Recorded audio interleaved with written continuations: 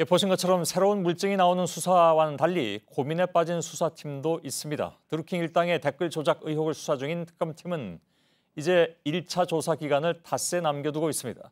가장 큰 관심은 수사 기간을 늘려달라고 요청할지 여부입니다. 특검팀 안팎에서는 김경수 경남도지사에 대한 구속영장이 기각되면서 기한을 연장하기가 쉽지 않다고 보고 있습니다. 특검 사무실 연결하겠습니다. 정원석 기자, 특검은 수사 기간을 한 차례 연장해달라고 요청할 수가 있습니다. 언제까지 요청해야 됩니까? 네, 특검법에 따르면 수사가 끝나기 사흘 전까지 문재인 대통령에게 연장을 요청할 수 있습니다. 오는 토요일인 25일에 수사가 종료되기 때문에 사흘 전인 22일, 그러니까 수요일까지 요청을 해야 합니다. 드루킹 특검 이전엔 지금까지 12번의 특검이 있었는데요.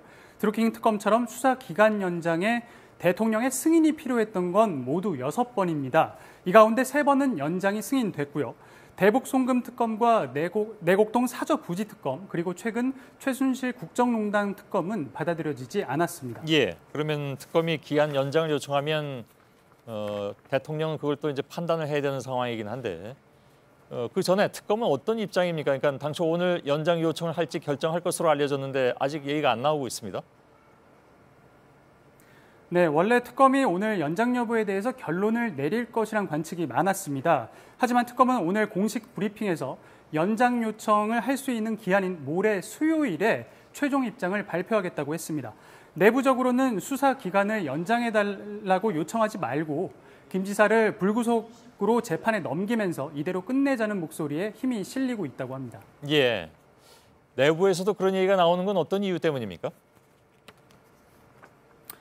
네, 아무래도 결정적 물증이 없기 때문이라는 분석인데요. 기본적으로 김 지사의 선거법 위반 혐의는 드루킹이 진술을 번복하면서 김 지사에 대한 구속영장 혐의에는 포함시키지도 못했습니다.